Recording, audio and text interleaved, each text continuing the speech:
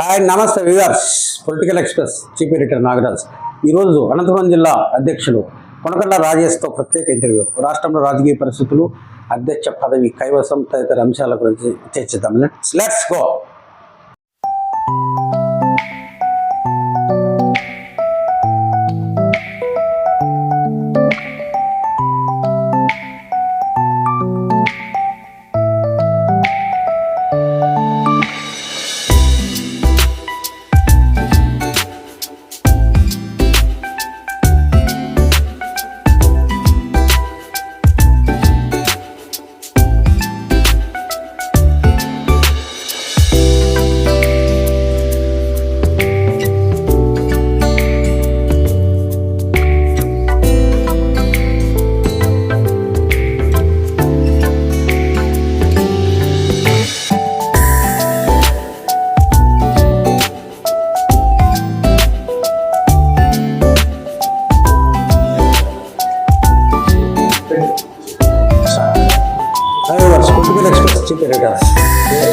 నాగరాజు ప్రస్తుతం అనంతపురం జిల్లా బీజేపీ అధ్యక్షులు కురుబ రాజేష్ గారితో ప్రత్యేక ఇంటర్వ్యూ.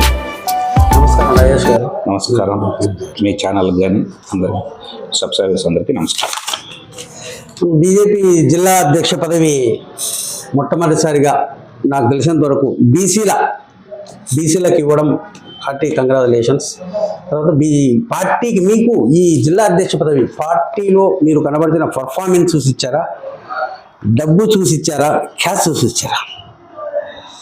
అంటే ఇప్పుడు డబ్బు అనేది ప్రతి ఒక్కరితో ఉంటుందండి. మా పార్టీలో చాలామంది నాయకులతో డబ్బులు ఉంటాయి. డబ్బు చూసి అనేది అది అవాస్తవము. అలాగే కులం అంటావా, కులం ప్రతిసారి పనిచేయదు. మన పనితనము, మన పర్ఫార్మెన్స్, మనము కార్యకర్తలకు కానీ ప్రజలకు కానీ ఏ విధంగా మనం సేవలు అందిస్తున్నాము, బడుగు బలహీన వర్గాలు ఎవరైనా కానీ, లేకపోతే పార్టీ కోసం ఎవరు పనిచేసినా, ఎవరు వచ్చినా నిరంతరం వాళ్ళ సేవలో ఉండి పని చేసుకుంటూ పోతున్నాను. నిత్యం ప్రజా సమస్యల మీద పోరాటం చేస్తున్న వ్యక్తిగా నన్ను గుర్తించి పార్టీ నన్ను జిల్లా అధ్యక్షునిగా కనీసం 6 సంవత్సరాలు నిరవధికంగా పార్టీలో అనేక రకాలుగా సేవలు అందించాల్సిన నిబంధనలు మీకోసం తొలగించారని అనుకుంటున్నారా?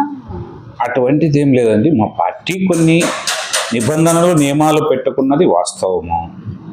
ఒకటి 45 సంవత్సరాల నుంచి 60 సంవత్సరాలు ఉండాలనే ఒక కాన్సెప్ట్, ఒక 6 సంవత్సరాలు క్రియాశీలక సభ్యత్వం ఉండాలనేది ఒక కాన్సెప్ట్ పెట్టుకున్న మాట వాస్తవమే.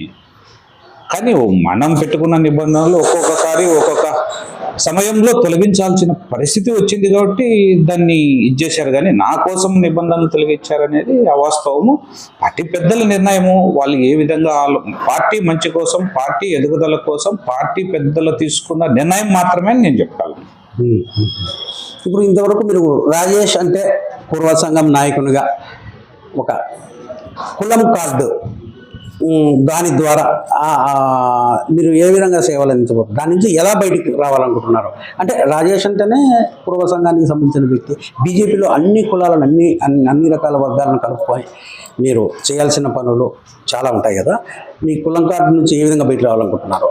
నేను నా విద్యార్థి దశ నుంచి కొంచెం బీసీ సంఘాల్లో అయితేనేమి, కురువ సంఘంలో, తర్వాత కురువ సంఘంలో పనిచేసిన మాట వాస్తవమే, నేను కాదని లేదు. కానీ భారతీయ జనతా పార్టీ చేరినప్పటి నుంచి భారతీయ జనతా పార్టీ సిద్ధాంతాలు వేరు. దేశం కోసం, ధర్మం కోసం, మన సనాతన ధర్మం కోసం, మనందరి కోసం పనిచేయాలని చెప్పే పార్టీ ఏదైనా ఉంది దేశంలో, ప్రపంచంలో అంటే అది కేవలం భారతీయ జనతా పార్టీ అని నేను చెప్పగలను. కానీ కొంతమంది ఊరికే నా మీద ముద్ర వేస్తున్నారు. కానీ నాకు ప్రతి ఒక్కరు అంటే అభిమానము, వాళ్ళ కోసమే పనిచేస్తాను. పార్టీ ఎదుగుదలకు పనిచేస్తాను. నా మీద కులముద్ర కొంతమంది కావాలని ఏదో కామెంట్లు చేస్తుంటారు తప్ప నేను అందరి వాడిని. భారతీయ జనతా పార్టీ పెద్దలుగానే అదే చెప్తారు, మీరు నిస్వార్థంగా పార్టీ కోసం పనిచేయాలని. వాళ్ళు చెప్పిన అడగజాడల్లో వారు చూపించిన మార్గాన్ని ఎంచుకొని ఆ సిద్ధాంతాలకు అనుగుణంగా పనిచేస్తాను. ఇట్లాంటివన్నీ నా మీద ఏదైనా అపవాదున్నా నేను తొలగించుకొని ముందుకు పోయి పనిచేయగలననే నమ్మకం నాకుంది. ఆ విధంగా నేను కార్యకర్తలందరితోనూ నాయకులందరితోనూ కుల మత భేద తారతమ్యాలు లేకుండా మమేకమై పార్టీ కోసం పనిచేస్తాను. పార్టీ ఎదుగుదల అభివృద్ధికి పనిచేస్తాను చిత్తశుద్ధితో. కురవ సంఘం నాయకులుగా మీరు గతంలో ఆ కమ్యూనిటీకి చేసిన సేవలు ఏ విధంగా? కురుబ సంఘంలో ఉన్నమాట వాస్తవమే. కురుబ సంఘంలో చాలా సేవలు చేసిన, పిల్లలకు స్కాలర్షిప్స్ ఇప్పించడం అయితేనేమి, చదువు లేని పిల్లలకు విద్య ఫీజులు కట్టలేని వాళ్ళు హాస్టల్ ఫీజులు అయితేనేమి, లేకుంటే స్కూల్ ఫీజులు, కాలేజీ ఫీజులు, ఇట్లాంటివన్నీ చాలా వరకు హెల్ప్ చేసిన.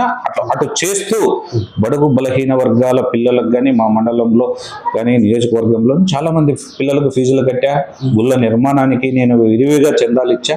ఇట్లా ఒక కురవ సంఘంలో పని చేసినా కానీ అప్పట్లో కానీ నా దగ్గరికి ఎవరు వచ్చినా నా చేతనైన సహాయం, నేను కులం మతం ఎవరిని అడిగింది లేదు. అలాగే సేవ చేసుకుంటూ ముందుకెళ్ళిన వాడిని తప్ప అది ఒకప్పుడు ప్లాట్ఫామ్ గా భావించాను. ఆ తర్వాత బయటకు వచ్చి ఇప్పుడు భారతీయ జనతా పార్టీలో సుశిక్షితులైన కార్యకర్తగా పనిచేస్తున్నా అందరి కోసం. ఇప్పుడు మీరు మంచి పనులు చాలా చేసినా కూడా ఎన్నో విమర్శలు వచ్చాయి. అంటే ఇప్పుడు పూర్వ వసతి గృహానికి సంబంధించి మీరు ఆ స్థలం ఉంది కదా, అది మున్సిపాలిటీ స్థలం, అది పూర్వ సంఘానికి అప్పట్లో నిబంధనలు విరుద్ధంగా ఇచ్చారనేది ఒకటి. దాన్ని మీరు మీ స్థాయిలో అప్పుడు ఖండించలేదా? ఎందుకు మీరు అంగీకారం తెలిపారు? లేదు, అది వంకపరం పోగు అనేది మాకు తెలుసు, వాస్తవమే. కానీ కొంతమంది పెద్దలు తీసుకున్న నిర్ణయాన్ని మేము ఎంత గట్టిగా వినిపించినా, మా వాదన వినిపించినా, వారు పెడచెవున పెట్టి అక్కడ హాస్టల్ వసతి గృహం నిర్మాణం జరగడం వాస్తవము. అది స్థలము తీసుకోవడం, కొనడమే ఒక పెద్ద పొరపాటుగా నేను భావిస్తున్నాను. ఆ పొరపాటుని ఎత్తి చూపించా, అన్ని చేశాం. కానీ మాకు ఆ రోజు మా శక్తి చాలలేదు వాళ్ళ ముందర అనేది నేను ఘంటాపథంగా.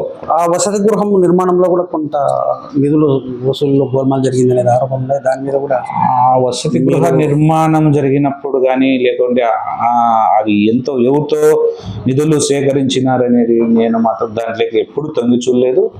దాని విషయం నేను అంత లోతుగా పరిశీలన చేయలేదు.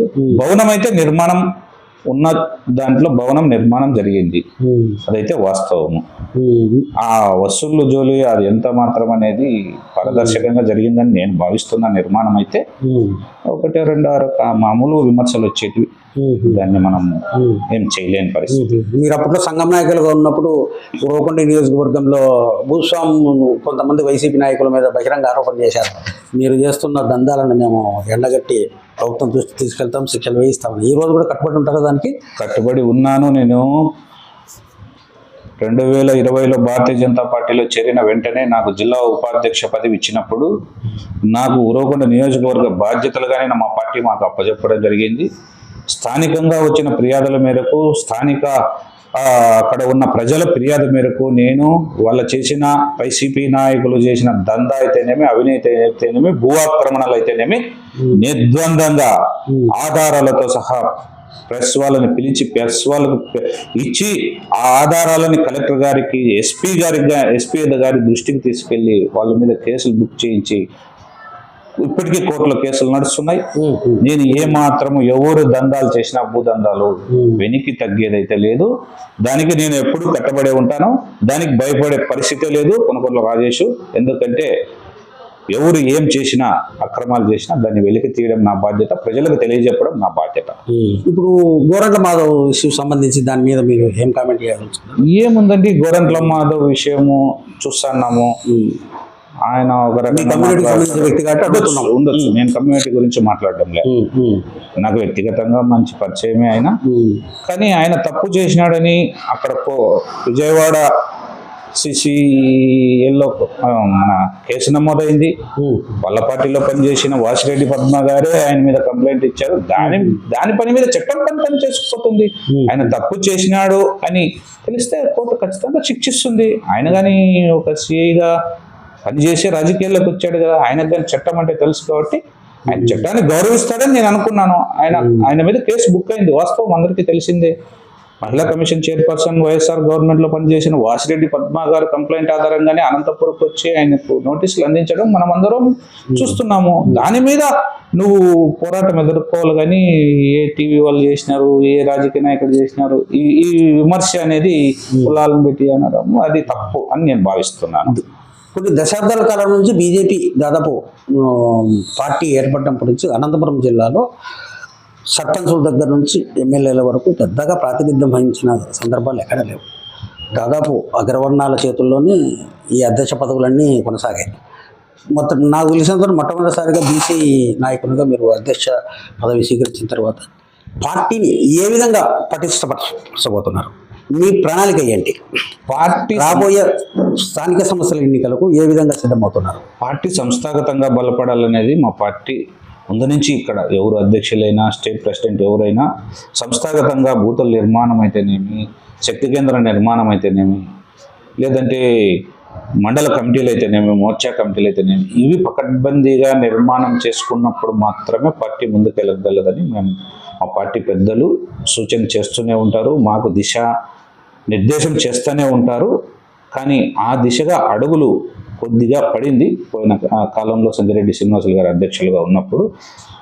ఆ ప్రయత్నము గట్టిగా చేశారు, కొద్దిగా సఫలీకృతం అయిన మాట వాస్తవమే అయిన. కానీ రాబోయే కాలంలో ఇప్పుడు నాకున్న ఛాలెంజ్ అదే, గ్రామ గ్రామాన, వీధి వీధిన, వాడ వాడన భారతీయ జనతా పార్టీ కార్యకర్త వెలగాలి, కార్యకర్తలు రావాలి. బూత్ కమిటీ నిర్వహణ సక్రమంగా 1+11 అంటే 12 కమిటీ నిర్వహణ, బూత్ కమిటీ నిర్వహణ సక్రమంగా జరిగినప్పుడు మాత్రమే భారతీయ జనతా పార్టీ ముందుకు పోతుంది. దాదాపు 2600 బూతులు ఉన్నాయి మా జిల్లాలో 8 అసెంబ్లీల్లో, ఈ అనంతపూర్ పార్లమెంట్ అసెంబ్లీలు. ఆ 2600 బూతులు మనం పర్ఫెక్ట్గా నిర్మాణం చేసుకొని నాణ్యమైన కార్యకర్తను, పనిచేసే కార్యకర్తను తీసుకొని పని చేపిస్తే మా పార్టీకి ఈ రాష్ట్రంలో కానీ ఈ జిల్లాలో కానీ తిరుగుండదు. ఆ దిశగా మా ప్రయత్నము. స్థానిక సంస్థల ఎన్నికల్లో మీరు చెప్పినట్లు మాకు బలం లేదు. స్థానిక సంస్థల ఎన్నికల్లో కొద్దిమంది ఇంతకుముందు గతంలో గెలిచిన వాళ్ళు కౌన్సిలర్లు అయ్యారు, సర్పంచ్లు అయ్యారు, ఎంపీటీసీలు అయ్యారు.